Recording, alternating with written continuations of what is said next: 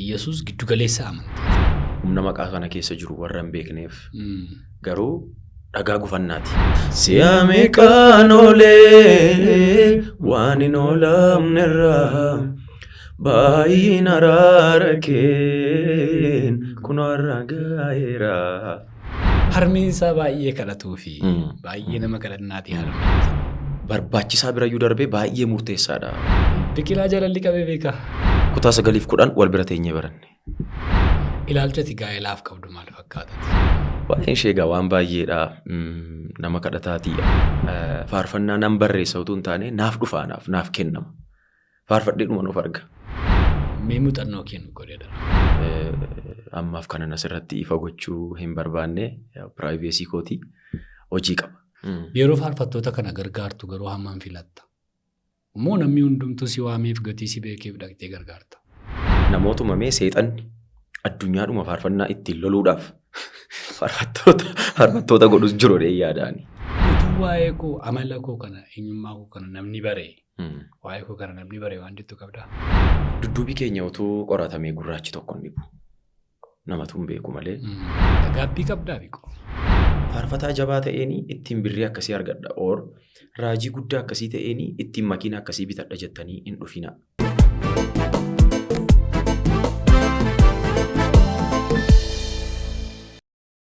Bakka jirtan hundumaatti nagaa fayyaanni waaqayyo isiniif haa baay'atuuf. Akkam jirtu daawwattoonni Budduusee TV har'as beekumsa muuxannoo tajaajila jireenya nama tokkorraa budduuqsinee isinii dhiyeessuuf asitti argamne jirra. Egaa Budduusee akkasiin jaallattanii hordofaa jirtan abdii guddaa qabna. Budduusee qilleensa irratti erga deebisnee baay'een keessan yaadannoo kennaa jirtu, nu barreessaa jirtu, nu bilbilaa jirtu ulfaadhaa.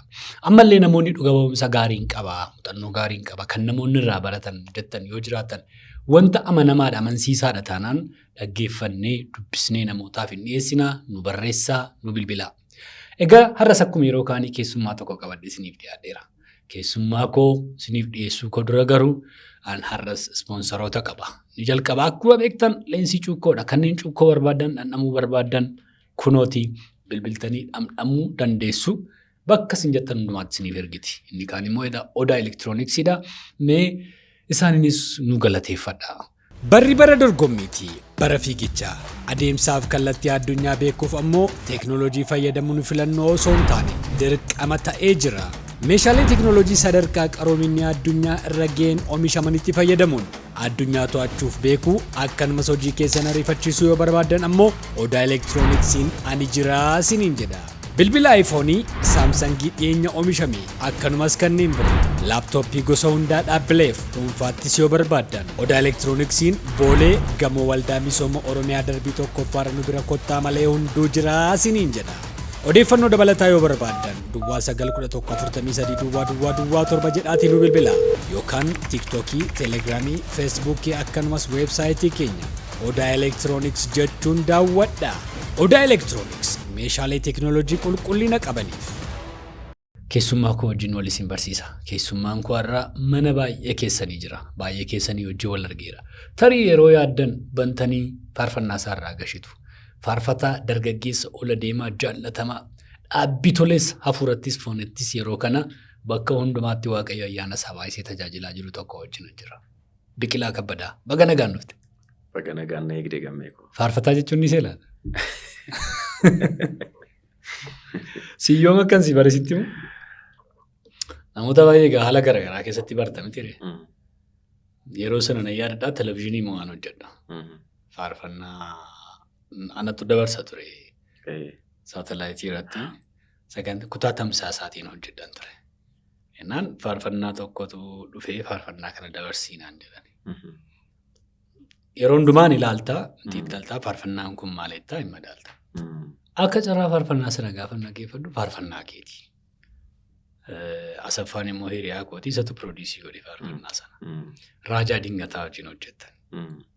Osheen Bushinee yeroo fudhannee yeroo sanan qilleensa irraa baase. Dhaggeeffadhee jaalladhee. Faarfannaa baay'ee bareedu har'allee gaafa dhaggeeffadhu baay'ee keessa kootti. Natti toluu fi waaqayyotti namoota tokko faarfannicha bartee taati faarfannaa Yesuus jedhu. Faarfannaan sun akkamitti barraa'e maala? Achirraan jalqaba gaan amma karaa barbaadeen jalqabuu danda'a mirga kooti. Mee achirraan jalqaba. Eebbifami gammee koo duraan dursaa atillee asitti naaf yeroo keetiif guddaa galatoomi siin jedha. Gara gaaffii keetti yeroon deebi'u faarfannaan Yesuus ganamas si waama galgalas si waama jedhu suni akkamitti dhufee dhanatti fakkaata gaaffii. Akkamitti dhufe faarfannaan hin dhufa akkaataatti dhufu qaba. Dhugaadha. Faarfannaan suni akkuma beekamu faarfannaa hariirooti. Faarfannaa Waaqayyoo wajjiniin hariiroo qabdu ibsachuu, dheebuu fedhii kee, dheebuu kee, hawwii kee Gooftaa wajjin qabdu faarfannaa siif ibsuudha. Faarfannaan suni faarfannaa akkasiiti. Gooftaan immoo nu barbaachisa jireenya keenya keessatti waan kamirrayyuu caalaa waan hin barbaachisa jedhamu hundumarra caalaa nuuf kan nu barbaachisu Gooftaadha. Kanaaf ganamas galgalas waamuun waamne immoo quufuu dadhabuun amaluma nama Waaqayyo wajjiniini hariiroo gaarii qabuuti. So faarfannaan suni akkasumaan waan barraa'e yookiis immoo waan hojjetame otoo hin taane waan naaf kennamedha. Paartii jireenya kooti. Paartii jireenya kooti. Hojiin otuun hojjedhu Gooftaa irraanfadhu hin qabu. Keessoo koottiin wayyaadha. Otuun doom jechi kana caalaa naaf hooyyessu jiraateeti. Ganamas galgalas duwwaayyuutu hin taane sa'atii, daqiiqaa, maayikiroo sekoondii hundumaatti nan yaadaani Waaqayyoon. Yeroo hundumaa. Yeroo hundumaa. Waltajjii kanarratti gaaffii tokkoon namoota gaafachuu jaalladhaa baqa. Gaaffii koo keessaa akka deebi'us hin barbaadu. Iyyasuus gaafa jedhamu kan namoonni eeganidha. Iyyasuus gaafa jedhamu kan namoonni amanatanidha. Iyyasuus gaafa jedhamu baay'olii fi hin aarsa. Baay'oliin immoo hin boqotu. Iyyasuus giddugaleessa amantiiti. Iyyasuus kan mormitootaati. Iyyasuus kan jaallattootaati. Addunyaa kamiyyuu dhaqi maqaan Iyyasuus jira. Biqilaa biratti Iyyasuus inni jedhu kun akkamitti fiil godhama? Jecha maaliitiin hiiktati? Gaafa jecha kana dhageessu maaltu gara kee dhufa? Gaaffii dinqiidha. Akkuma ati jettee maqaa barbaaddee dha'i namni dhimma hin qabu. Maqaa moototaas kaasii, maqaa namoota biyya lafaa kanarraa gurguddoodha jedhamanii beekamanii hunda isaanii yennaa kaastee jettee yoo baay'atee daqiiqaa tokko lama irratti dubbatee dhuma bira darba namni maqaa ati kaaste suni maqaa nama aarsudha yoo ta'es immoo akkasumaan utuma waan baay'ee naasa'initi haasaa jijjiira namni. Maqaa Yesuus gaafa kaastu garuu inni aaru sirrii mattaara inni gammadus immoo sirriidhumatti gammada. Maaliifi maqaan Yesuus nuyi warra beeknuuf, nuyi warra nuuf galeef boqonnaadha. Warra hin galleefiif humna maqaa kana keessa jiru warra hin beekneef garuu dhagaa gufannaati akkuma inni dubbateeyyuu. Nu jedheera mitiire nagaa buusuu duwwaadhaaf hin dhufneedha. Kanaaf gammeedhaaf maqaan kun maqaa nagaa kennuudha. Maqaa ragalfii kennuudha. Maqaa jireenya kennuudha. Akkuma kanammoo maqaan kun gaafa dha'amu kan na'an jiru jaallatanii miti hafuura isaan duubaa hojjetutu jira. So maqaan kun ana biratti maqaa nagaa naaf kennu, maqaa boqonnaa naaf kennu, maqaa ragalfii naaf kennu, maqaa maqoota hundumaa gararraati. Egaa maqaa kana jechuun ittiin bareennaa, ittiin miidhagna, waltajjii abbaa fedhe irratti dhaabbanna isa waamne immoo qaanofna hin beeknu. Kanaaf namoonni viidiyoo kana daawwatan hundumti keessanii Iyyasuus jedha. Yoo isinitti tole immoo comment section irratti Iyyasuus jedha barreessaa. Qilleensa kanarra oduu baay'ee jira. Qilleensa kanarratti immoo maqaa Iyyasuus ol kaasuun mirga keenya mitiire. Dhugaadha. Isa malees maal qabna? Dhugaadha. Baay'ee faarfannaa kee sababan jaalladhuuf nan dhaggeeffadha. Jiramtiire takka keessattuu tokko inni akka mansii kaaseefaa inni amma dhiyeenya kanatti gadhiistee gara miliyoona 1.8 galeera. Gara sanatti dhiyaate inni faa bakka baay'eema mana koo keessa yuutuubiyaan faarfannaa baneennaan next irratti kan inni fidu feevaraayitii koo gadi ta'e ibsa kana. Si'a meeqan oolee ishee jettu kanarraa jettaa malu xinnooma ishee. Xinnooma ishee.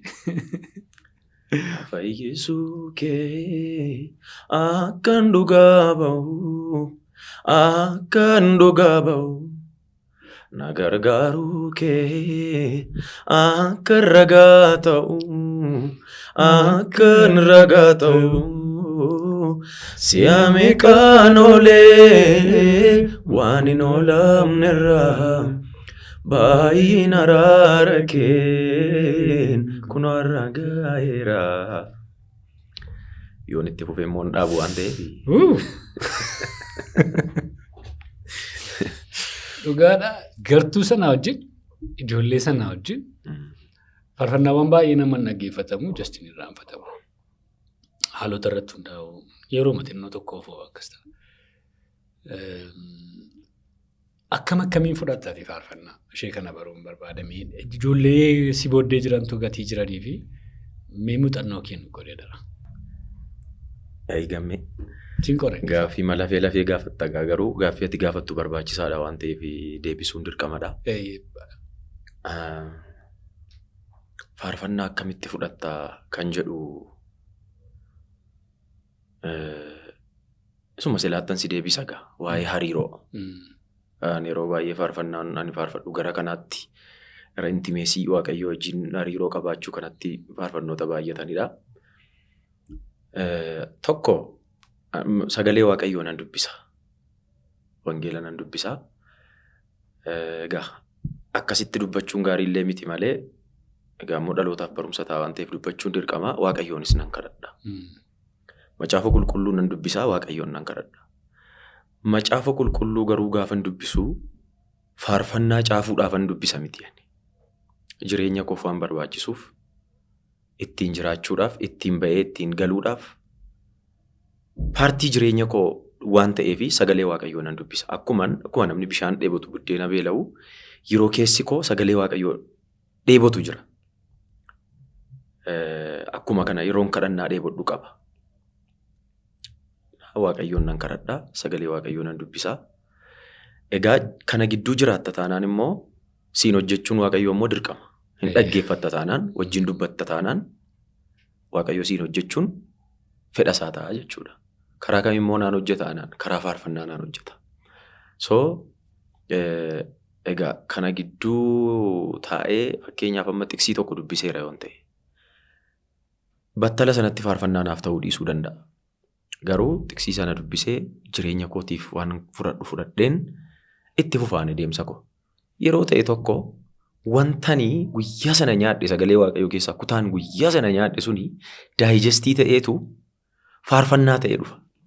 Akkuma gaafa namni nyaata gaarii tokko nyaatee mar'ummaan namaa keessatti dhaqee addaan fo'amee pirootiiniin wanti qaama keenya ijaaru gara qaamaatti akkuma dabalamu akkuma sana sagalee waaqayyoo gaafa nyaadhu na keessatti jabaatee humna godhatee jireenya koo jijjiireetu karaa faarfannaa immoo namoota bira ga'a jechuudha. So faarfannaa nan barreessa utuu hin taane naaf dhufaa naaf kennama. Faarfadhee dhuma nuuf arga. I don't know akkam godhe akkan wanta kana ibsu garuu hin beeku.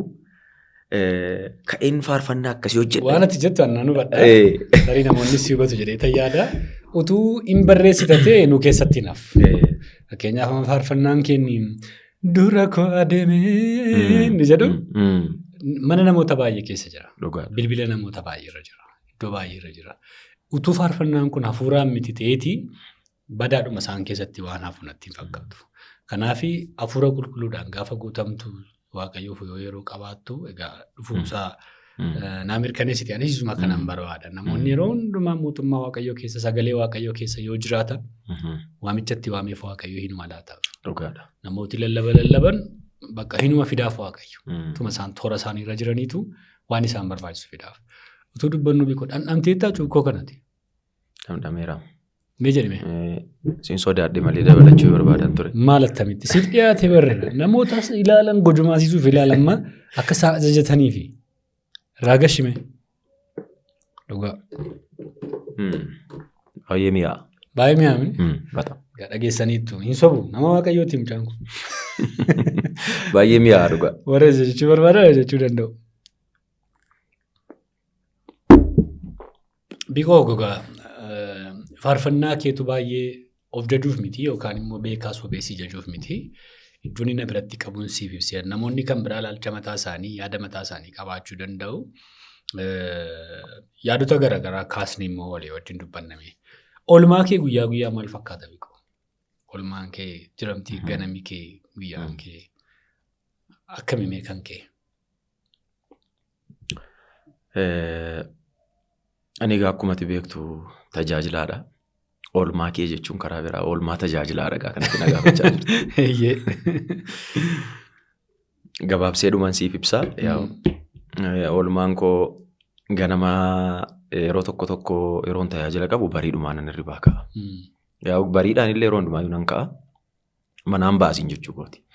Baay'een iddoon deema. Yoon tajaajila hin qabu ta'e garuu ganama hirribaa ka'ee xinnoo nan tura. Amma sa'aatii 3 walakkaatti nan dubbisa sagalee Waaqayyoo. Iddoo maciisicha kootti nan dubbisa Waaqayyoon nan kadhadhaa. Isa booddee immoo nan ba'a. Erga achii ba'ee immoo istuudiyoo waanuma baay'ee jira wanti faarfannaa kana wajjin wal qabatu. Innuu hin dhumu ga'a. Yookiin kan koo ta'a yookiin immoo faarfannaa obbolootaa gargaaruu ta'a. Achi immoo deemaa achi immoo gaafa deebitu immoo manni ispoortii sin jiraata. Fayyaadhaaf immoo ispoortiin barbaachisaadha. Akkasii ga'a. Obbolootaa wajjin yeroo hin qabaattaa. Isa malee immoo waldaa keessas hirmaannaan kee waldaan keessa dhiifama.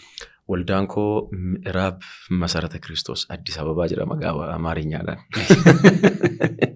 Isa sanan beekaa fi akka isa sana kaastu gaafa qo'annaa macaafa qulqulluu jiru achi keessatti akka ta'e hirmaattus beekaa. Inni guyyaan kamisadha.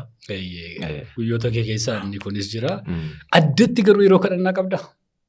Yeroon kun yeroo kadhannaa kooti waan jettu. Dirqama.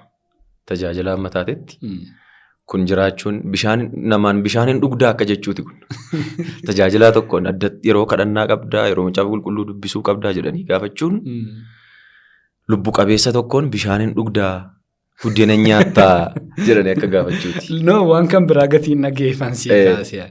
Harmeensaa baay'ee kadhatuu fi baay'ee nama kadhannaati harmeensaa. Baay'ees harmeensaa jaallataa jedhanii. Mee waa'ee sanaa nutti? Gammee ati baay'ee na qoratteeti. Waan akkasii dhageera kanaan siin jedhee. Haati koo haadha jabduudha. Kan ittiin boonan illee Waaqayyoodha. Waaqayyo jalatti garuu akkamii yoo jettee naman ittiin boonudha haati koo. Jilbeeffattee hin dadhabdu, kadhattee hin dadhabdu. Aanaadha amma kan waltajjiirra oolu. Waltajjiirra oolu kan iddoo baay'ee tajaajilu anadha. To be honest, isheen garuu ana caalaa kadhatti. Tajaajila koof ana caalaa kadhatti. Haadha jabduun qaba dhuguma. Haadha cimtuu barsiistuudha. Carraa kanaan waa'ee ishee waan dubbachuu barbaadu. Kutaa 9-10 wal bira teenyee baranne. Jechuun namoonni baranii. Anuma bira teessee baratte. Isheen maqaan ishee Biraanee Raggaasaadha. Ani Biqilaa Kabbadeedha. Bii maqaan keenya wal bira waan ta'eef gaafa intaraansiis oluma bira teenyee qoramne.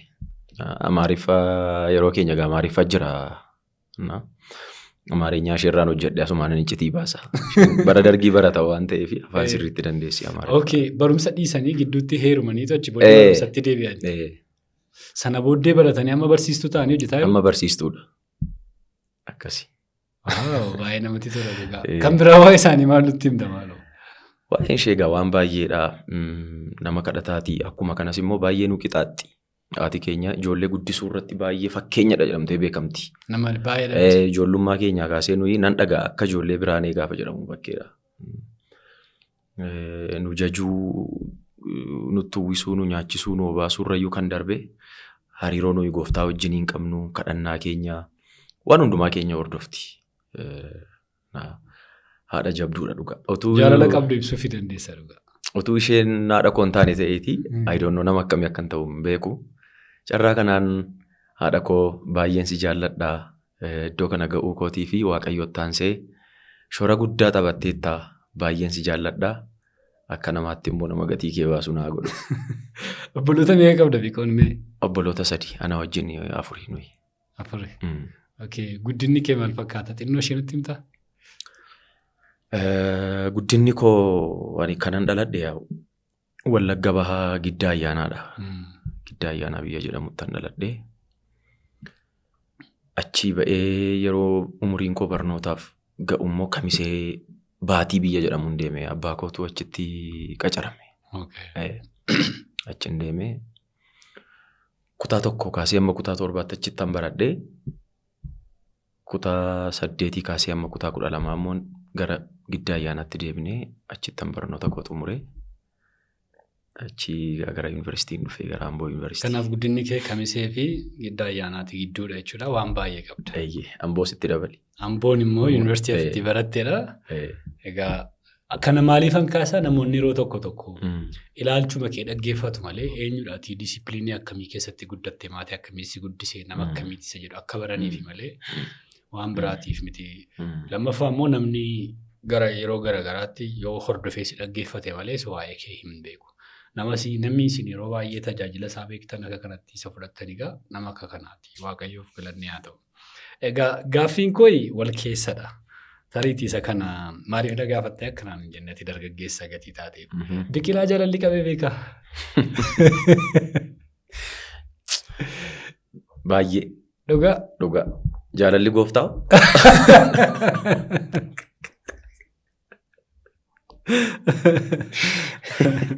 Jaalalli gooftaa na qabee kunoo umurii baruu barbaade obboloota baruu barbaadantu jiru gadi ta'e yookaan yuunivarsiitii yookaan haayiskuuliitti wanti tokko inni buddu. Waaqayyoof haa galatu gaa'u. Kuni numa jiraata adeemsa guddina dhala namaa keessatti. Jaalalli na qabeera. Anis immoo jaalalicha akkan qabuutti qabeera. Akka qabuutti. Akkan qabuutti darbeera. Isan bira darbeera. Anatullee darbee miti gooftaatu bira na dabarsee akkasi. Egaa yeroo tokko jireenyi tajaajiltoota iddoo sanatti miilachuu danda'a, cabuu danda'a, miidhamuu danda'a. Kana wajjin wal qabatee immoo dargaggoonni baay'een ilaalcha isaan gaa'elaaf qaban wal makkaadha. Ilaalchati gaa'elaaf qabdu maal fakkaatati? Yoo fedha kee ta'e.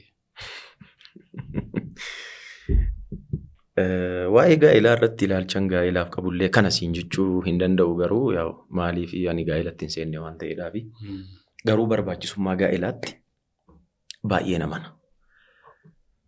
Maaliif yoo naan jettee nan dhagaa namoonni tokko gaa'elli siif hin milkoofne taanaan biyya lafaa irratti akka si'ooliin shaakaluuti jedhu. Namoonni beekan gaafa dubbatanii.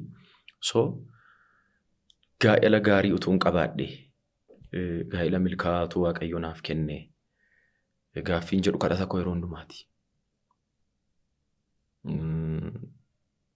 Jireenya tajaajilaa tokkodhaafi qarshiirra caalaa wanta ijaan argamu kanarraa hunda isaarrayyuu caalaa gaa'elli barbaachisaa akka ta'e argeera. Karaa baay'ee argeera.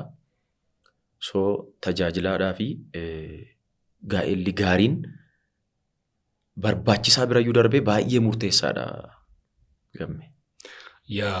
Egaa gaa'ela keessan jiranii beeka bu'aasaa eebbachi keessa jirus argeera. Tajaajiltoonni dargaggoonni immoo yoo waaqayyo isaan gargaaree waan toora qabuun gaa'ela qulqullaa waaqayyo isaaniif laatee gara sanaatti dhufanii moorni akka tajaajilatti akka milkaa'u akka gara fuulduraatti tarkaanfatu akkuma harmeen keessii kadhattu haadha manaa sii kadhattu yoo qabaatte shamizii kee qopheessitee sii keessu yoo qabaatte baga nagaan dhufte siin jettu yoo qabaatte gaariidhaaf ananii gaaffii kana sii kaase tariitii namoonni immoo hiriyaa qabaa laata hin qabu laata jedhanis jiru. Maal jettaanii jira kanaan? Qaba qaamaan akkamiin ani hin qabaatiin isaatii kana ga'a.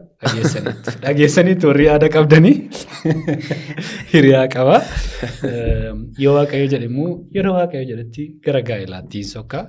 Biqilaan gara fuulduraatti faarfannaawwan dinqii albamii gurguddaa tajaajila koonsartii adda addaa irratti gatii namni baay'een si eeguuf si abdatuu fi dhaloota kanaafis fakkeenya taata gatii jedhamuu fi xiyyeeffannoo ati jireenyaaf laattus dhugaa dubbachuu fi namoota biratti bakka ati qabdus baay'ee bakka nagaa gatii ta'e fangaaffii akka kanaa sii kaasa.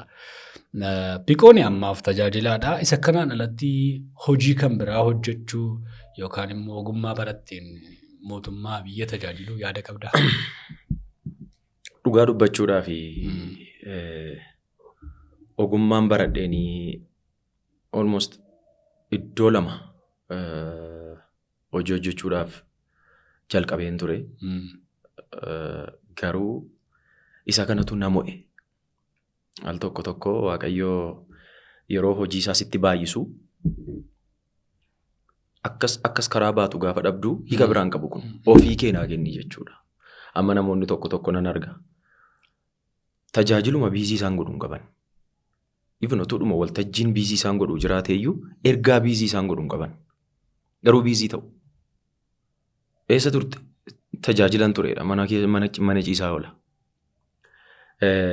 Garuu Waaqayyoo ganama kees, galgala kees, torbee kee, guyyoota kee, waggoota kee hundumaa hojii isaatiin gaafa biizii godhu isa kan biraa lafa kaa'e jechuu isaati.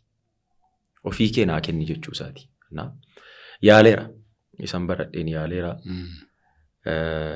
Garuu hojiin inni kan Waaqayyoo kunii humna waan na caaleef, waan na fudhateef gara isa Waaqayyoo barbaadeetti harka kenneen amma guutummaan guutuutti tajaajila irra hin jiraa. Kana gaafa jedhamu garuu hojiin hojjedhu jechuu miti. Hojii mootummaadha kanan hin hojjenne jira miti. Hojii qacaramtee biiroo galtee to'atamtee hojii hojjettu hojiin akka sanaa hojii isa kana wajjin deemsisuudhaaf baay'ee ulfaata. Garuu hojii mataa koo ammaaf kanan asirratti ifa gochuu hin barbaanne piraayiveesii kooti hojii qaba. Wanti guddaan isa sanaa egaa waldaadhuma irratti hirkatu isuma sana duwwaa eeguu isa jedhuuf deebii laachuufi. Akka takka namoonni foonittis hafuurattis gaafa guddachaa deeman gaariidha. Hojii mataa kee gaafa qabaattu gaariidha. Jajjabeessuufis maaliifis isa jedhuuf ansii kaase. Ishee kanarratti waa'ee hojiidhaa fi waldaa wajjin wanta wal qabatu. Ani ilaalcha Phaawulos hin qabaani. Otuu danda'ame namni hundumtuu hojii utuu hojjete tajaajilaa kan jedhamu faarfataan, raajiin, paasteriin hundumtuu hojiitti namni utuu hojjete bu'a qabeessummaa ta'a akka Phaawulos, akka tajaajila Phaawulos. Asiin garuu gaananii utuun hin kaasiin darbuu hin barbaanne amma obboloonni keenya jiru. Obboloonni tajaajiluma miindaa waldaa keessaa kanaan qofa jiraatan. Yeroo baay'ee tarii yeroo waa'ee hojii hojjechuu kana kaasnu isaanitti bu'uu ta'aa laata jechaan sodaadha beektaa keessa kootti. Maaliifi Phaawulosii isaaniifis immoo kan ta'u dubbateera. Qotiyyoo maalirra jiru afaan isaa hin hidhiinidha. Afaan isaa hin hidhiin jedhannaa. Hojjetoonni yeroo isaanii guutuu kennanii, umurii isaanii guutuu kennanii, even barnootuma isaan baratanillee waa'ee wangeelaati. Yeroo hamma kanaa kennanii hojii Waaqayyootti kan dadhaban miindaan isaanii achuma sabuma isaan tajaajilan sanadha. So kun cubbuu miti gama tokkoon. Gama tokkoon kun cubbuu miti. Isa sana gaafa jajjabeessinu hojii hojjechuun gaariidha gaafa jennu asiin gama tokkoon immoo yeroo ofii jireenya ofii guutummaadhaan guutuutti sabmiit godhanii gooftaadhaaf kennanii waan jireenya isaaniidhaaf ta'u immoo saba Waaqayyoo warruma tajaajilan irraa argachaa jiraachuun qaaniis miti akkasittaa beekamu karaa tokkommoo jechuun barbaada. Kuni hubee guddaadha. Egaa ati amma qacaramaa miti waldaatti. Kanaafan isa kana sii kaase. Warri waldaatti qacaraman waamicha addaati. Bakka leewwiidha isaan. Lafa dhaqanii hin qaban. Waaqayyos sabnis beeka gatii ta'eef jireenyi isaanii isa sana. Garuu dargaggoota akka kee faarfattoota akka kee tajaajiluma jedhanii bakkee kana keessa oolantu jiru. Warra tamma kaaste. Isaan sanaaf immoo tarii hojii hojjechuun barbaachisaadha yaada jedhuuf kan kaase. Bikoon egaa ijoollee baay'ee faarfannaa gargaarta. Tarii yaada kennuus, tumsuus, maal jechuus kanneen si booddee jiran. Yeroo faarfattoota kana gargaartu garuu hammam filatta? Immoo namni hundumtuu si waameef gatii si beekeef dhaqxee gargaarta.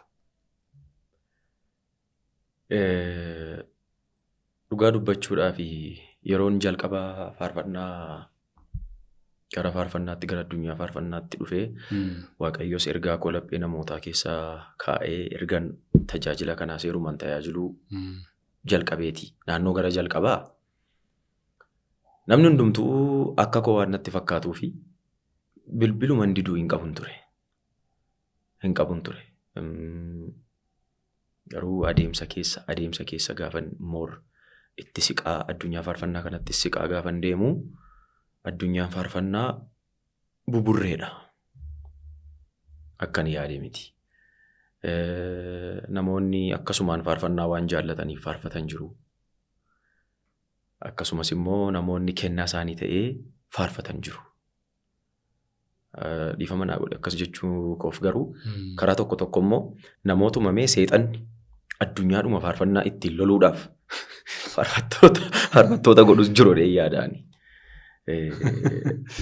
Dhuguma kana maaliif jettee yoonaan jettee waan isaan faarfatan waan isaan saba Waaqayyoo shaakalsiisan gaafa teessee ilaaltu dirqamatu hin jaallatiin akka takkas jettu si godha. So qaamota kana sadantu addunyaa faarfannaa keessa jira waan ta'eef gargar baafachaa adeemuun akkanarra jiraatuun ofirratti murteesse. Inni kan biraa immoo hojii kanaaf atis immoo yeroo waan si barbaachisuu fi yeroo hin qabaattu kanuma keefiyyuu waliin ga'u. Ani amma istuudiyoo baay'eedhaan faarfannaa qaba. Muuziqeessitoota baay'ee wajjin kominikeet godha. So isa tokko biraa gaafan ba'u isa tokkotu dawwalaa. Isa sana biraa gaafan ba'u isa tokko biraan deemaa. Hin mijatu nama hundumaadhaaf immoo walqixa nama hundumaa gammachiisuu hin dandeessu. Hamma hin danda'ee hamma keessa kootti naaf ifee iddoon irratti argamuu qabutti garuu nan argama. Har'uma yeroo waraabbii kana waraabnu daawwattoota keenyaa dhugaa. Isuma akkasiirra turee dhufee namoota deeggaruuf tumsuudhaaf jedheetu ol adeemtota namoota si booddee ka'an isatti kaleessa namoota biraa dhabdee namoota barbaadan tumsuudhaaf hangaaffii kana si gaafadhe. Ijoolleen si booddee jiran amma kanatti kaleessa nama biraa dhabdee jira. Magaafattee tusii deebisanii tusittaa isaanii kanatti dhabdeen jiru. Faarfattoota argachuu barbaaddee dhabdeen jiranii. Isaan sana sirriitti akkatti tumsituufan yaada kanas kaase. Tarii adda baafattee akkatti gargaartuuf. Isuma kanaan wal qabatee tajaajilas akkasuma filattee yaada. Iddoo hundumaatti waamaniif hin deemtu. Hin deemu. Filattee ma deemta? Egaa filattee deemtaan kun garuu adda ba'uu qabdi. Jechuun koo filattee deemta hin aseensi? Maal fakkaataadha? Adda baasta malee isa filattee deemtaan mata duree kan biraa ta'uu danda'a namoonni jiran. Akkaataa nuun haasa'aa jirrutti garuu si waamanii dhumaaf fiigdeen nattu. Ishee kanan barbaade. Waltajjii dhumti guddaa ta'ee fi fiigdeen nattu. Keessa kee dhaggeeffatta isa jedhu yaadatan. Sirrii namtiire? Dhugaadha.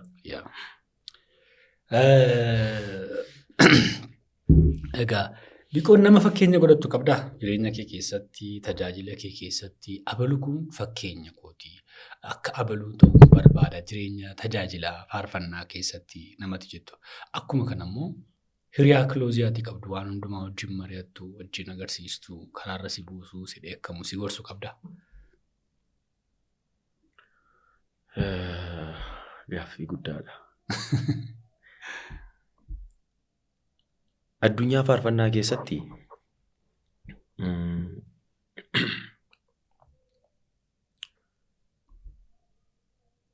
an ammatti nama of dorgomudha ammatti. Ofii keetiin? Ammatti ofan dorgoma. Maaliifi nama dorgomta taanaanii saambadii ilaalteetu paralalii isa wajjin karaan adeemuu yaadda taanaanii bakka ta'e geessee gufatta. Maaliif kana siin jedha seete? Dudduubii keenya otoo qoratamee gurraachi tokko hin dhibu. Namatu hin beeku malee yookiin Waaqayyotu dhokse malee ammatu dudduuba walii keenyaa qoranneeti gurraachi jira. Waa jira dudduuba keenya. Dudduuba keenya waa jira jechuun immoo karaa biraa boris hin dogoggorra nama waan ta'eef. Kan dudduubni isaa gurraacha hin qabne, kan dudduubni isaa mudaa hin qabne seenaa Kiristoos qofaadha. So jireenya koo keessatti tajaajila koo tajaajilu keessatti paralaalii tajaajilan ilaalaa deemu tajaajilan wajjin tajaajila koo madaalaa deemu hundee raajotaa fi ergamootaa irratti ijaaramtan jedhamti reessa galee Waaqayyo. Tajaajila Phaawulos fa'i, tajaajila Phexros fa'i, barsiisa Kiristoos Yesuus sana keessattan of ilaalaa deema. Egaa akka namaatti immoo yoo jettee akka namaatti namootuman beeku dhagaa namoota nisiif kaasu qabna waldaa keessaa asirratti miidiyaa irratti yoo maqaa isaanii dheesse beekuu dhiisuu danda'u. Paasteroonni jiru waldaa koo keessa namootan jireenya isaanii naafu tasgabbii isaanii akkamitti akka isaan dubbii sagalee Waaqayyoo hubatan namootan inaafu baay'een qaba.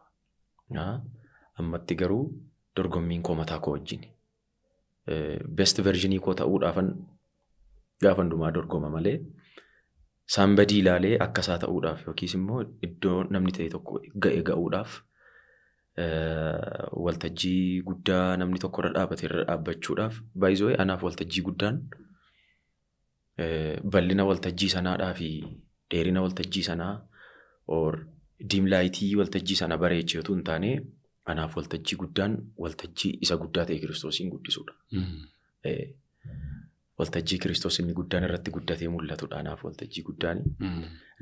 Anaaf fakkeenyi koo baay'een namoota gaduuf deebisanii ofii dhokatanii Kiristoosiin mul'isanii tajaajila Yohaannis Cuuphaa namoota tajaajilan jechuudha. Akka Yohaannis Cuuphaa namoota akkasiiti anaaf fakkeenyi. Baay'ee gaarii, baay'ee gaarii. Inni kan biraan egaa har'a waa'ee makeeti. Yaadota kan biraa sin gaafadha. Disipiliiniitti qabdu, amalatti qabdu, eenyummaatti qabdu. Baay'ee namoonni waan beekan qabu, waan hin beekne immoo qabu. Tariitii immoo namoonni kan biraan immoo ayii gurbattii kana hin beeku jechuudhas jechuu danda'u. Hin beekamu. Gaafuma tokko aarsitee kanneen immoo waan kan biraa godhanii si bobboocanis hin jiraatu. Dogoggoruma xinnoo tokko akka amma jettee dogoggortee bilbila kaasuu diddee hin beeknu namoonni jiranis jiraachuu danda'u. Ati garuu utuu waa'ee koo amala koo kana eenyummaa koo kana namni baree waa'ee koo kana namni baree waan jettu qabdaa? Ofiin sitti hin ta'in jechuudha. Qaba. Anaan yeroo baay'ee namootni akka tasaa eeyyamee fi gara jireenya kootti butee gaafa gara jireenya koo dhufan tokko iddoon tajaajila deemu iddoo baay'ee isaatti immoo gaafa deemu namootaan argu baay'een otoo dhiifama na gaafatanii argee beeka. Soorii akkas hin seenuu si sodaannaa baay'inaan gaaffiin naa ka'u kanadha bakka hin sodaachistaa naan jedhu ayidoonnoo maaliif akka akkas ta'e garuu. Isa kana karaa tokko nan jaalladha. Amala kana akka fiiltariittan itti fayyadamu. Akka calaltu bookee sirraa ittisa beekta. Maaliifi kolfa kee iddoo malee dhaabattee kolfuu kee kana qabatee faara hiikamaa gar malee of gadhiisii sanatti dhimma ba'anii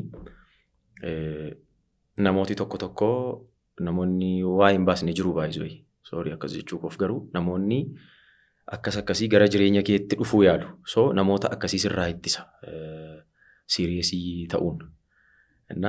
Yeroon akkasitti deddeebi'u namoonni tokko akkamitti hubatu akka of tuulummaa wayii akka jirtutti hubatu gaafa dhufanii natti siqan garuu bitatti gala.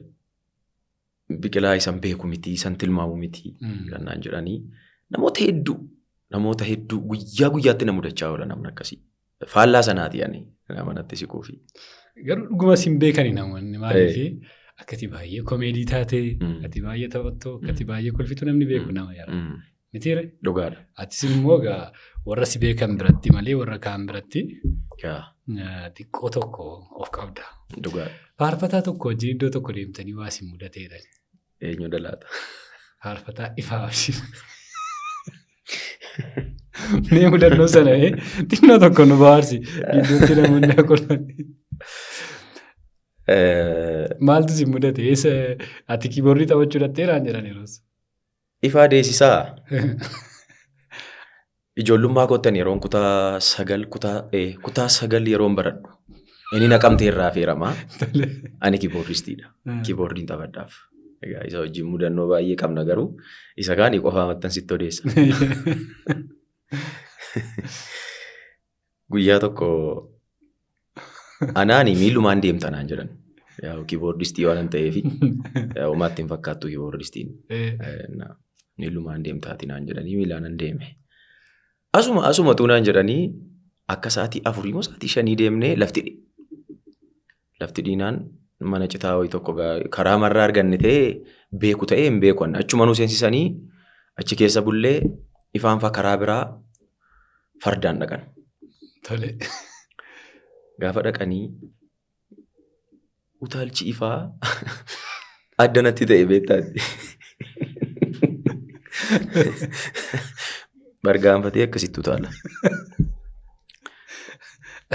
Baay'een jaalladha waan ta'eef nan kabajaa.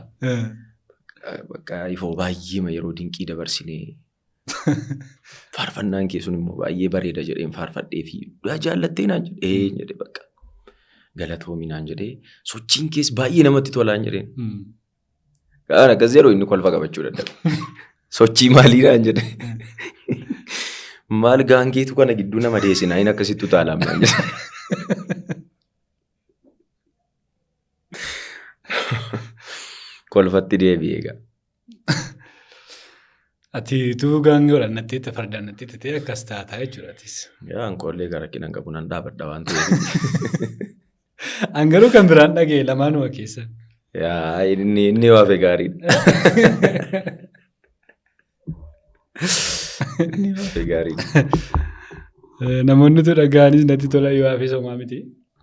Garuu maaf isaan qooqaa dhaga'anii. Ijoolleen kun harkatti dibamanii. Inni haafu. Inni waafe gaariidha. Dhugaa. Maaliif nama nu jala tuqu qaba. Namni yeroo sana kana godhes fagoo miti waan ta'eef. Tolanii seera. Garuu mudannoo baay'ee qabdaa jedhanati. Baay'ee. Mee tariitii kun nama barsiisa xinnoo bohaarsa kan jettu tokko nu dabaltaa? Maaliyaa mudannoo. Garan qabu. Guyyaa tokko kan inni irraanfanne. Faarfannaa isaa akkam na jaallattanaanii jedhu. Isa gadhiiseen isatu dhaggeeffatamaa. Asa shawaa miidhaadhaan tajaajila qaba. Yeroo jalqabaafani gaama suufii uffadhee natti bareedeen ba'e. Bahee dhaqee minibaasii tokko argadhee seenee. Dudduuba iddoo gommaan taa'an. Na fuuldura immoo mucaa intalaa tokkotu taa'a. Moobaayilii donoodoo isa guddaa isa durii beektanii isarraa banti faarfannicha. Achi keessa guutee. Sirbi makiinaa sana keessaa sirbu dhagahamuu dide.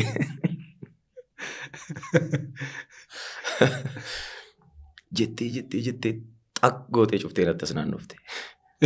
Faarfataa biqilaadhaa isinii naan jette.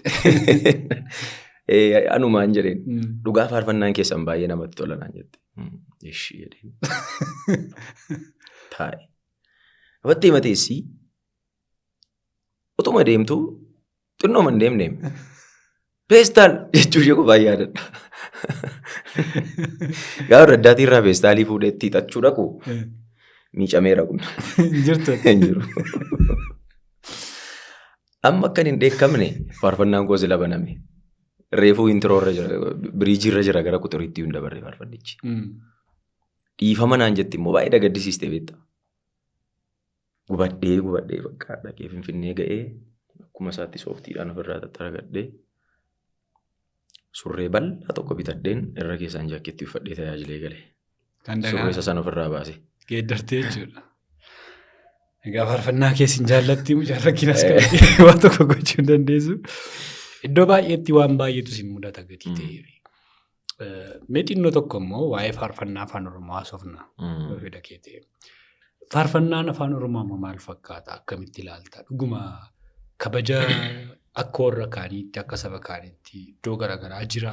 Maal fakkaata simatamni keessaan? Mee waa'ee kanaa kaasii faarfannaan afaan Oromoo maal fakkaata?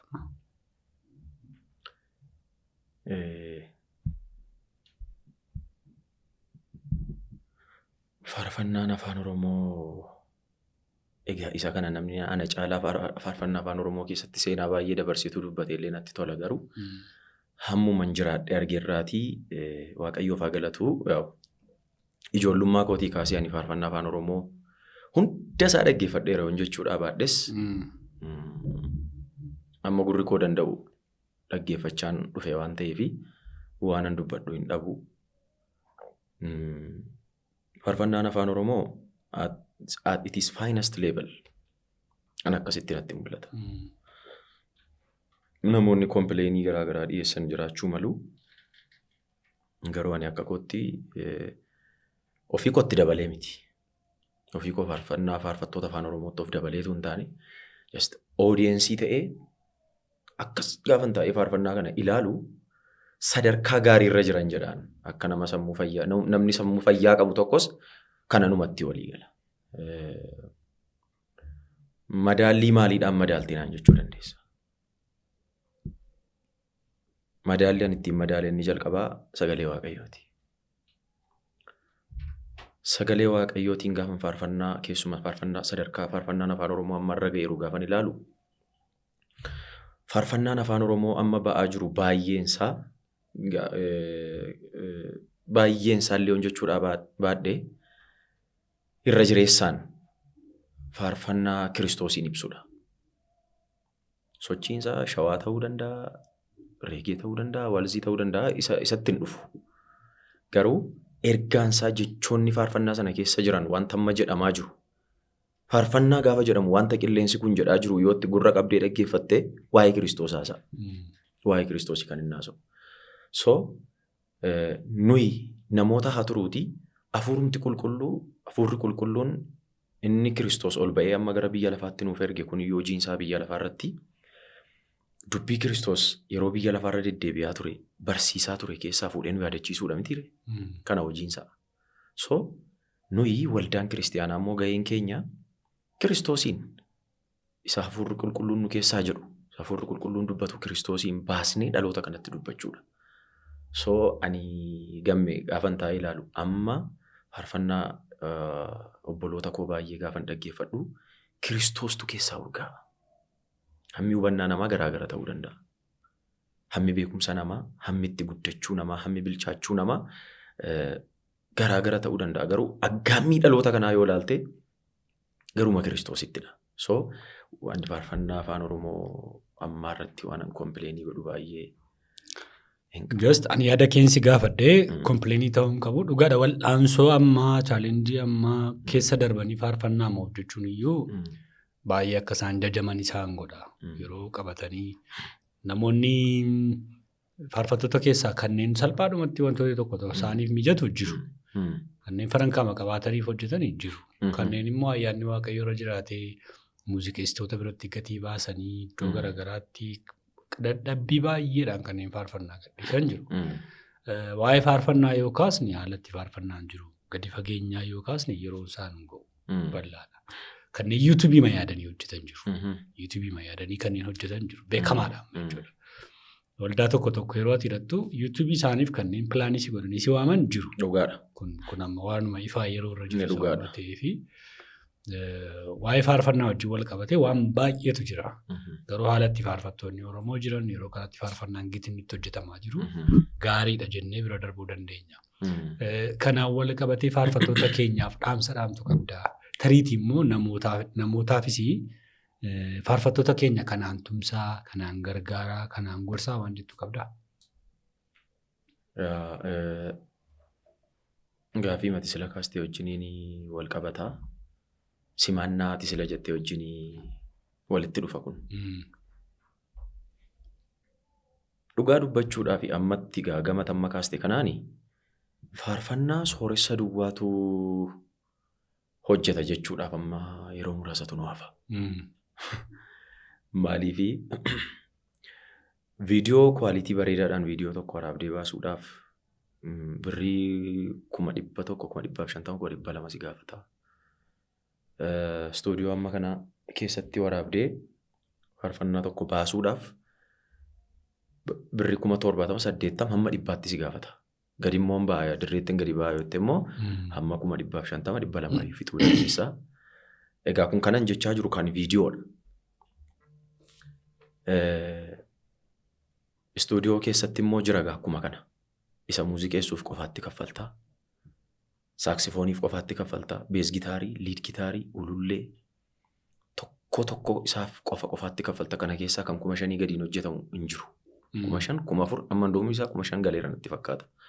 Dhiyootti hin hojjenne faarfannaa olmost amma gara ji'a 8 guuteera. 5,000 gadi wanti galu hin jiru. Kana jechuun gitaara, ulullee, masiinqoo, bees gitaarii kana hundumaa hin barbaada taanaan egaa kana hundumaa baay'isi. Warrumti alaa dabalaman kuniyyuu 5,500 gaafa baay'istu dabalataan 20,000 ol dhufa. Muuziqeessaaf istuudiyoo keessatti qofaatti kaffaltuun alatti. Miiksii kan jedhamu immoo qofaatti jira.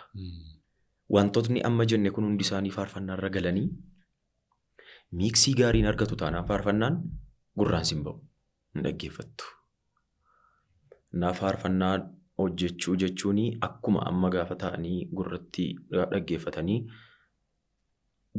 namatti tola jedhanii amma gabaabsanii jajan yookiis immoo namatti hin tolu kun irra dabarsi jedhan sanaa miti. Bu'aa bahii baay'ee keessa darbee dhufa. Bu'aa bahii faarfannaan keessa darbu kun egaa faarfattoota keenya hangafootayyuu baay'ee miidheera. Ammattis immoo gara fuulduraatti faarfannaadhaan Waaqayyo karaa isaanii nu eebbisa jennee namoota abdannu baay'ee miidhaa jira, dadhabsiisaa jira. Maaliifi birriin qofaatti faarfataadhaa fi waaqarraa roobu hin jiru dhugaa dubbachuudhaaf gammeeko. Anammaa nuyi amma faarfataan afaan Oromoon tokko faarfannaa gaarii tokko hojjechuudhaaf konferensiidhuma isa deemu keessaa suma waldaan gatii saamunaa itti kennituuf keessaati qusatee walitti coree abbaa istuudiyoof kaffalee viidiyoodhaaf kaffaleeti faarfannaa tokko fida. Egaa akka kanaatti immoo itti fufuu dhiisuu danda'a. Namni booddee gaa'ila godhata, jireenya godhata, hojiin hojjetu taanaan, wayii keessan galu taanaan kanaaf wardi gochuun hin cima booddee. Hojii isa sana immoo barbaacha qarshii hariisaa immoo gaafa ati deemtu asii immoo Waaqayyo wajjin yeroo Waaqayyo wajjin qabdu sanarraatti kan itaarsaa gootee achi deemtu.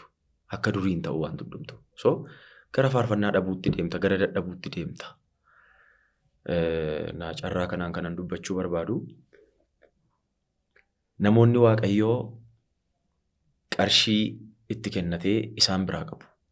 Namoota qarshii qaban hin jedhuan Waaqayyoodha kan kennu waan ta'eef. Maaliifi otoo kan hojjete hundumaatu sooroma ta'e nama hundumaatu sooroma. Amma sa'aatii kana namni taa'aa jiru amma danda'e.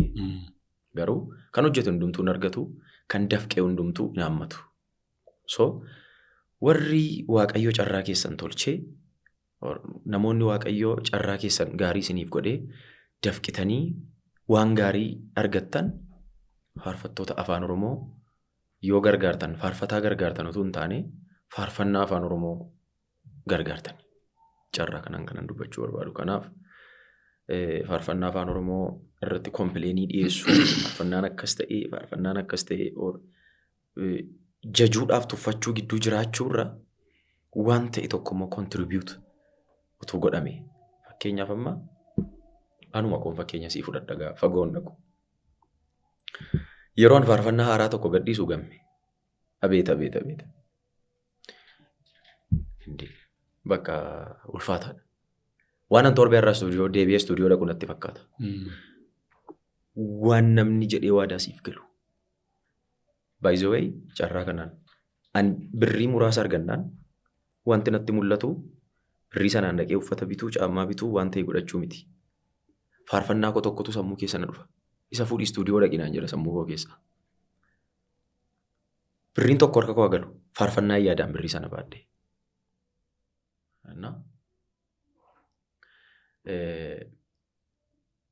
Baay'ee waadaa gurguddaatu galama. Faarfannaa akka sanaa tokko qopheessi siin jedhu hin qophoofta. Naa dawwali gaafa fixxu siin jedhu hin dawwaltaaf. Jiran. Namoonni Waaqayyo qabeenya isinitti kennatee isin biraa qabu faarfannaa afaan Oromoo yoo tumsitan, faarfattoota afaan Oromoo yoo tumsitan dhalootaaf galaa keessan. Faarfataan faarfannaa kana fudhatee hin du'u. Faarfataan hin du'a, faarfannaan hafee jiraata. Faarfataa tokko yoo albamii gaarii hojjechiisan, faarfataan sun faarfannaa sana ijoollee isaa dhaalchisa miti baay'isuu. Gammeen amma qabeenya yoo qabaatte ilma kee ijoollee kee dhaala gaafate biyya lafaarraa sokkitu. Kan koo garuu qabeenya koo faarfannaan amma barreessaa jiru kana kan dhaalu ilma koo miti. Ijoollee an godhadhu miti. Dhalootatu dhaala. Dhalootatu dhaggeeffata. Dhalootatu Kiristoosiif ittiin booji'ama. So hojii ulfina qabeessa akkasii keessaa qooda qabaadhaa kan jedha carraa kanaan. Baay'ee ulfaadhu. Egaa faarfataa taatee waa'ee faarfannaa fi haala faarfannaan irra jiru faarfattootaa hin kaasnu taanaan badhaadhuma tokko hiikan qabaatu. Umriin kee dhugaadha baay'ee miti. Garuu jireenya jiraatte keessatti gaaffii kana si gaafachuun barbaada. Gaabbii qabdaa biqoo? Gaabbii akkamii? Gama kamii? Utuun kanan goone ta'e kana gochuun irra hin turre. Jiramtiiree waan irraa barattee gara fuulduraatti fooyyeffatu tokko. Akkas gochuun irra hin turre kun dogoggora kooti waan jettu.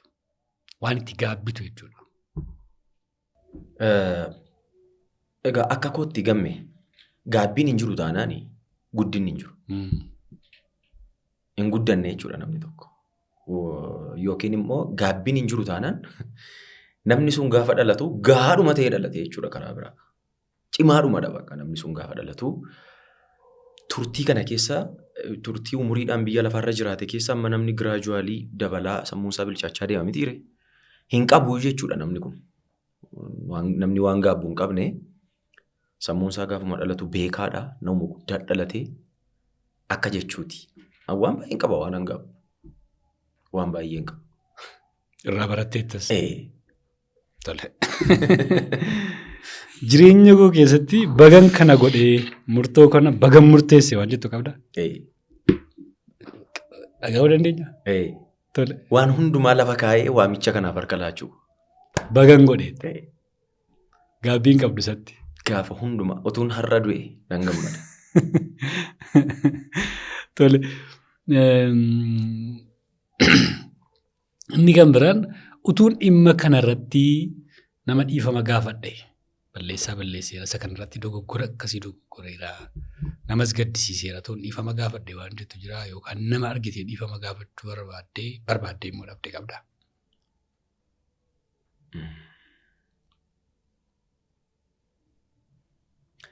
An dhugaa dubbachuudhaaf carraa kanaan nama dhiifamatti amanudha. Waan tokko balleessee jennaan wanta sana balleessuu koo sammuun koo moottamanii jennaan an galee hirribii nan qabu. Dubbiin ani balleesse tokko kanan balleesse haa turuuti kanumti namni natti balleesse yoo jiraate iyyuu tursiisuun barbaadu achumatti fiix godhee darbuun barbaada. Nama miidhee hin qabu ani gammee koo nama dhiifama gaafadhu. Tarii garuu amma akkam seete wanti si biratti noormaalii ta'e tokko namoota tokko biratti garuu guddatee mul'ata. Siif jireenya keeti namoota tokkotti garuu ittiin tolu. Carraa kanaanii waanan ofirratti hin beekne tarii suma akkan sila siin jedhee sana namooti tokkoof fagootti si ilaalanii waa'ee kee waan murteessan qabu. Fagoomatti gaafa na ilaaltan akkasumaan utuun wayii isin hin godhin namootan isin gaddisiisee na jibbitan fa'a yoo jiraattanii dhiifama naa godhaan isin hin jedha. Thank you. Tilmaamumaan. Bikoon egaa utuudha ammas. Utuudha. Jiramtiiree takka namni jireenya isaa keessatti yeroo hin daangeffamaan hin kennamu. Yeroo gabaabaa qabda jireenya kee keessatti torbee tokko qabda biyya lafaa kanarraa utuu jedhamteeti. Torbee tokko akkamitti dabarsita? Yaaddee beektaa? Otuu carraan akkasii naaf kenname immoo. Otuu carraan akkasii naaf kenname torbee tokko keessatti kanan nan godha jedhee yaadu biyya wangeelli hin jirre. Qe'ee wangeelli hin ga'iinan Kiristoosiin isaan yeedaloodhaan amma faarfachaa jiru kana. Isaan gidduu dhaqee lallabeen torbee tokko caalaa hin qabu dhiirri silaas warra nama ajjeesan gidduu. Isaan gidduu dhaqee achitti wangeela lallabeen achitti arfama. Achitti. Suwalumaa. Egaa waan baay'eedha. Gaaffiiwwan akkasii yeroo namaaf kaasu namoonni carraa qabanitti yeroo kennameefitti akkamitti akka isaan fayyadaman. Borii isaaniitti akkamitti akka fayyadaman. Utuu daangeffamee yeroon kun nuu kenname ta'ee maal goona isa jedhu akka namoonni yaadataniif. Yeroo qabdanitti hojjedhaa jedhamtiiree gooftaan anis hojiirra jira abbaan koo sin hojjeta sinis hojjedhaa jedhamtiiree. Akkuma ammaa haasa'aa oollee yeroo qabnutti immoo garuu waaqayyoon akka tajaajiluun isa kanan kaasuu barbaade. Dhimma kanan kaasuu barbaada yookaan immoo ergansii argadheetii waltajjii kanarratti yeroo kana mata duree kana kaasuun barbaada yoo jette amma waltajjiin siif eeyyamaan gara xumuraatti fideera.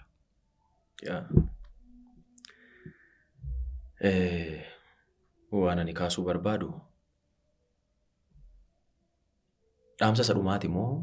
No yaada kana tajaajila koo wajjin yeroo kanatti tu namni dhaggeeffate waa'ee faarfannaa, waa'ee ilaalchaa, waa'ee kadhannaa, whatever.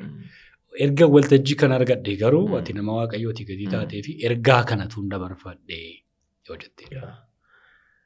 Ergaa ani dabarfachuu barbaadu addumaan ijoollonni dargaggoonni nu booddee jiran faarfattoonni gosa tajaajilaa kamiiniyyuu namoonni gara dirree tajaajilaatti dhufaa jirtan isiniif dhaamsa gabaabduun qaba.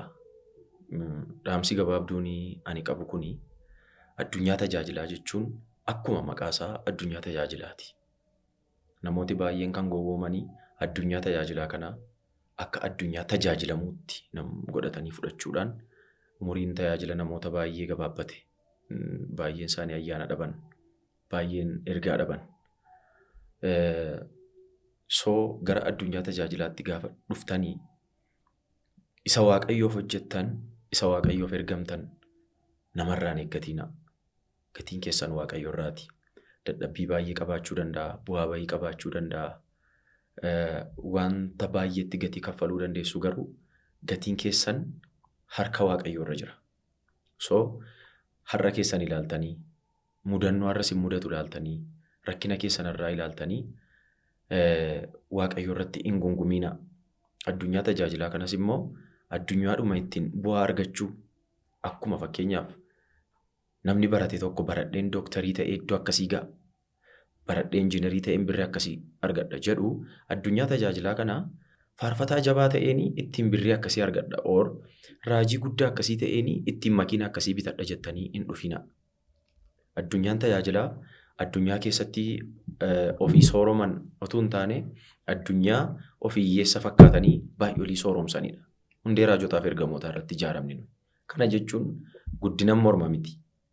Beekumsaan morma miti. Duroomuun morma miti. Garuu ultimate goolii wangeelaa isa kana miti. Kaayyoon wangeelaa inni dhugaan lubbuu du'a keessaa butuudha.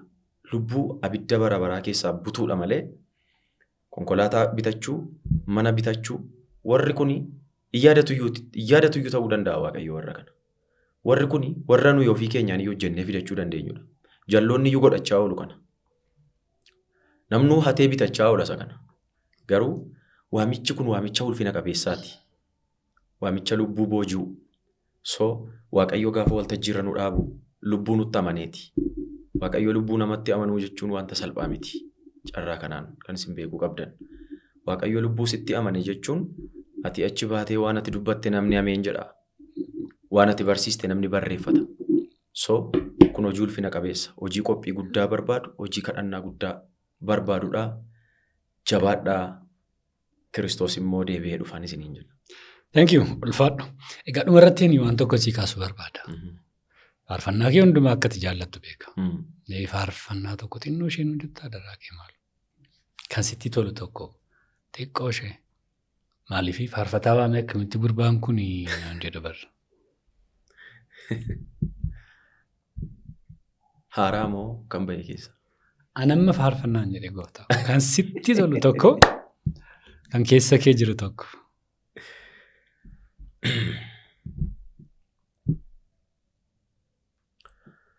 Mataa duree koo yeroo hundumaa anaaf isa caalu faarfannaan koo jajuun koosumaa umaan si madaalu utuun si waamiin olee bulu hin danda'u amman si yaada. Dheebuu lubbuu koo barbaacha koo ofii korrattan si moosifadha.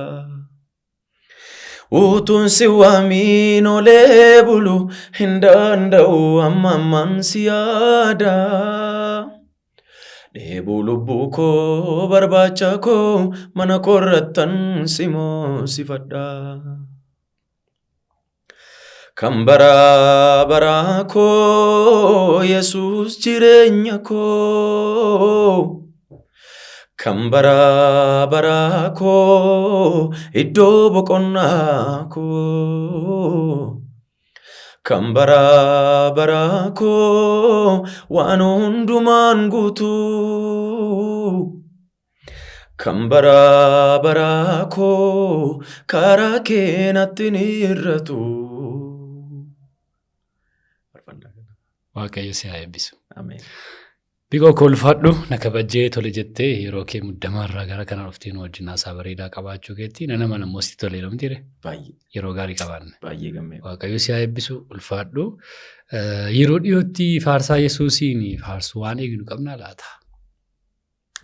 Jira. Hin jiraata faarfannaa dhumaata amma jettee Yesuus ganamas si waama jedhu sana. Inni baay'isoo muuziqaan qabu. Akkasumaan piyaanoo kan hojjetamee gadhiifame. Isa muuziqaa madaaluun miiksii gaariidhaan xumuree hin jira. Egaa isatti immoo ansee hojiiwwan dhudhufan baay'een qaba. Thank you. Ulfaadhu galatoomi Waaqayyoon koo si haa eebbisu. Eebbifamee dhugaa. Egaan kabajamtoota daawwattoota keenya qophiin keenya har'aa kana fakkaata ture. Faarfataa Biqilaa Kabbadaa wajjin yeroo bareedaa qabaanne haasaa keenya akkasiin jaallattan waa'ee isaas wantoota tokko tokko akkasiin bartan abdii guddaan qaba. Utuu dubbannu Biqilaan faarfataanii amma walii wajjin haasofne beektu baay'een keessan akka beektan nama garuu immoo kanneen hin beekne Biqilaa Kabbadaa official jettanii YouTube channel irra galtanii akka subscribe gootan. Kanneen callumettanii faarfannaa isaa dhaggeeffattanii subscribe godha. Yoo xiqqaate karaa sanallee akkasiin isa tumsitan adaraan isiniin jedha buddussee subscribe gochuun irraanfatina. Leensi Cuukkoo akkasumas immoo Odaa Elektirooniksii guddaa godheen galateeffadha guyyaa irraa isaantu wajjiniin ture. Ogeessa kaameraa Mindaa'ee Shufeerii akkasumas immoo Abdii Tsaggaayee waliin taane qophii bareedaa kana fakkaatu isin biraan geenyeerra yeroo kan biraa keessummaa kan biraa wajjin hanga deebinee wal agarruutti nu kadhachuu jajjabeessuu bilbiluun dhiisinaa komantii nu gochuun dhiisinaa yaada qabdan nuuf qoodu ulfaadhaa bakka jirtan hundumaatti yeroo gaarii qabaadha.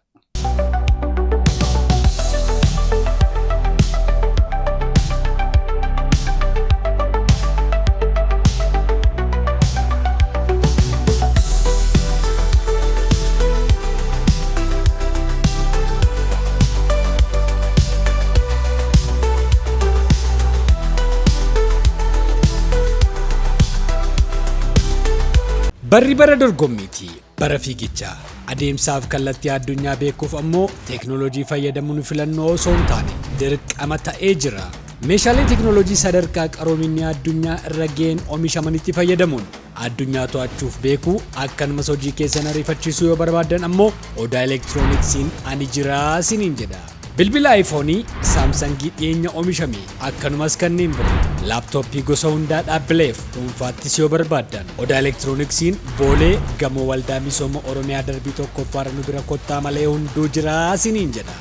Odeeffannoo dabalataa yoo barbaadan Duwwaa 91143 Duwwaa 7 jedhaatiin nu bilbila yookaan TikTokii, Telegiraamii, Feesbuukii akkanumas weebsaayitii keenya Odaa Elektirooniks jechuun daawwadha.